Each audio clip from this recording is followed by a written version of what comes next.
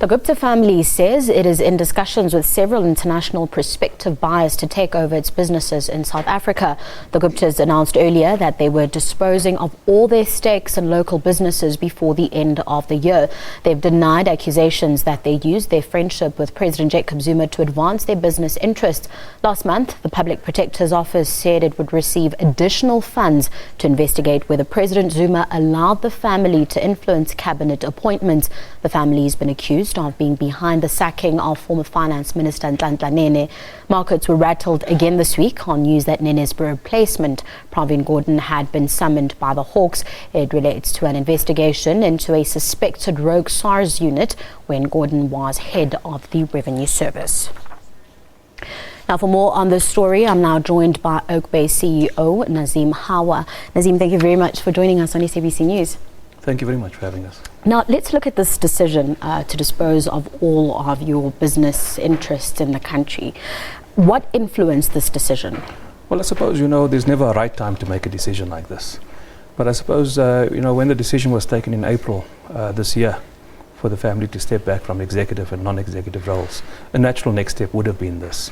I think a big factor has been the interest shown by some international buyers in the shares. So the right time, the right price, I suppose, is quite an important issue.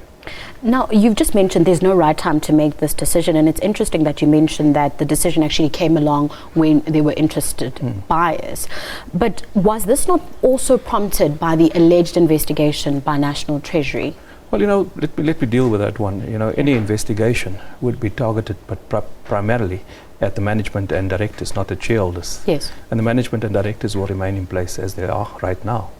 So it has nothing to do with any of those allegations whatsoever. But let me deal with that one. I know I saw some media reports about some Eskom supply agreements. At this point, Tegeta has two contracts with Eskom.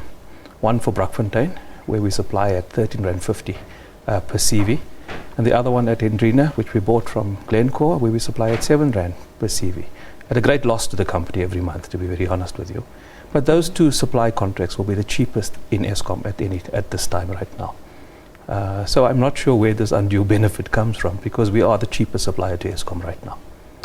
Now, many people have raised concerns about the alleged influence that the Gupta family has over the state. I mean, you saw in the intro that I was going through right now, where it was alleged that they had influence in the appointment of cabinet ministers, for example. What's your response to these allegations and of state capture? I know you've spoken about it before, but it keeps coming up. Now you're speaking of a business deal, for example, which is what you say you are doing. You're just selling off your stake in the country, but that always keeps coming up. Yeah, it's something I like journalists to really respond to, because it's something I really don't understand. For the last perhaps year, we've had lots of very strong allegations published in newspapers, yet it's never been followed with anything. There's been no charges, there's been no formal processes around anything. Where we have had formal processes like the ANC investigation, it's come back as we've done nothing untoward in any of those activities. Now, let's deal with the issue of state capture. I've said to you, we have two contracts with Eskom right now. The first one, Brakfontein, at 13.50 Rand. Eskom's average price is 19 Rand. So where would the benefit be for us in that one? In terms of the Hendrina contract, it's at 7 Rand. Eskom's average price is 19 Rand. So then why are you in deals that are seemingly not beneficial? Well, essentially, I think, we battled for 4 years to get the contract at Brakfontein. And as a new entrant into the market, it was a deal that we took to open the door and to go in there. We then bought into Optimum. Eskom's condition on that was that we would honor the contract until December 2018, and we're happy to do that. We went into that with our eyes open. In terms of the rest of the business, the only area we still have some business with government is in our media company. At last count, I think we were under 5% of government's total media spend.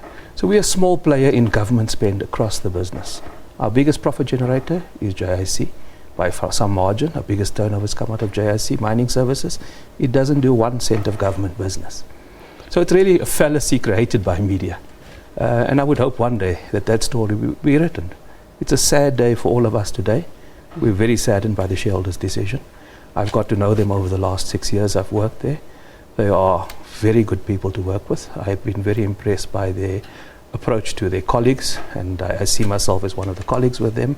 I think they're very genuine in their concern about all 7,500 staff members. Their decision to step down was to help us get the banks back. It hasn't worked.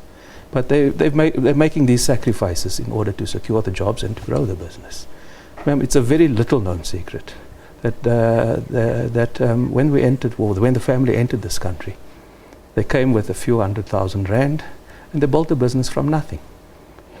All profits generated in South Africa are reinvested in South Africa. Not R1 has gone out of this country. We now have 7,500 staff. So it's a sad day for all of us and my ExCo colleagues. We're really saddened by losing what we consider to be very good people. I want us to touch on the sale a little bit later on, but before that, what about this notion that black business owners and BE partners are unhappy with how you have been doing business in the coal industry specifically? What's your take on that? Well, again, I would ask on what respect. Our Brakfontein contract, which was the only one we got from us on our own, started at 65,000 tons. It is less than 1% of Eskom's total purchase of coal. I don't know if you know this, but 80% of Eskom's coal comes from 5 big major companies. Yes. So we really are nothing in that business. I think very bad perceptions have been created by the media, but nothing backs that fact. So Brakfontein, 65,000 tons. It's nothing. Okay, let's go back to the sale now. Are you in a position to reveal some of the prospective buyers at this point? It's always very difficult. Yeah. I think you're governed by confidentialities. I suppose the shareholder decision is based on the discussions reaching a very advanced stage. So it's not something that came all of a sudden. But the shareholders now feels that it's something that they can announce on the basis of where we've got to with the discussions. Actually, in the beginning you mentioned that it was international buyers that are more interested. Any prospect of maybe selling to local buyers? Is anybody even interested? Well, once the news broke today, my phone's been ringing off the hook from everybody who wants to meet. The locals? The locals. And of course we'll look at all options, but we're not looking at a fire sale. So any buyer is a good buyer, I suppose, and that's something the shareholder will deal with. When can we expect the process to be included at this point in time? I know they want to sell off by the end of the year, they say. Is that even possible considering the amount of businesses that they have in the country? But then also, I think something that one of the viewers mentioned on Twitter when I wrote about the interview that's going to be taking place was, well, what happens to NN7, for example, and the other businesses? Is it business as usual until a sale is announced? Absolutely. As a management team, the shareholder gave us the responsibility in April when they stepped back to take control of the business. We have the responsibility for the livelihoods of 7,500. I'm surrounded by a wonderful group of executives. They've done a sterling job in the last few months, and I know they will continue to do that job so that our staff and our colleagues are well taken care of and that their jobs remain safe going forward. Of course, we want to be in a very attractive state for any new buyer. It's a very important step for us, so we'll take very good care of the business. Are you in an attractive state at this point in time? I certainly believe that. Okay. I certainly believe that. I think we run a very good business. I think particularly from the shareholder side, I've learned very much from the shareholder. Despite all my years of experience in business, I think I've learned a very different way of doing business and a very good way of doing business. I've learned astuteness.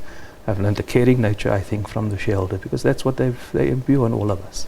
What about the workers? How do they feel about this? Or is it something that, that's still going to be formally announced to them at the start of the week? Or has, the conversation started with them? Well, we've already briefed, I think, the executives, and they're briefing their teams today. I've again received several messages from staff on the ground, all very, very saddened by the news. I think it's a sad day for us, and it's a sad day for South Africa to see this decision taken. Is the family going to stay in the country? Are they planning to leave? Are they even here? What's happening? They're in the country at the moment. They are South Africans. Yeah. They love this country. I think they've given most of their business lives to this country over the last 20 years. They've built a very good business. They've built a very good family, and the staff are family. So I certainly, will see them staying here simply because they love this country. Thank you very much for joining us. It was interesting to have this discussion with you. Actually, before you leave, I remembered you mentioned the banks, the standoff with the banks, and you were saying the shareholders had tried to intervene. What's the latest there? Is it... The shareholders never intervened. The shareholders never intervened. The intervention was led by the management team. And? We met with the banks. We've met with each of the banks several times. Some of them didn't want us to meet with them, but we've tried our best. We've not got a reason from any bank on why they've wanted to close the bank accounts. I'm hoping, as the CEO for the group, yes, that this decision will allow the banks to reconsider their decisions. And I certainly will be knocking on the doors to say, we've now got a new set of shareholders. Will you reconsider your decision? Just finally, let's look at your relations with the current Finance Minister, Pravin Gordhan. How is it? Well, I think as we would have with any other person, we have very good relations with everybody. He's the minister. We respect him very, very deeply, as we would any other politician or any other business leader. So there is nothing untoward in that decision, in that relationship. I know the media is trying to create that, but we have great respect for the finance minister. And I'd assume the rest of the cabinet as well. Very, very correctly so. We respect everybody that has any role to play in this country. Nazim, we'll have to leave it there. Thank you very much for joining us. Thank you. That was Nazim Howa joining us for the latest on that Gupta story that was developing earlier on in our bulletins. He is the CEO of Oak Bay Investments. We'll have more news for you after the break.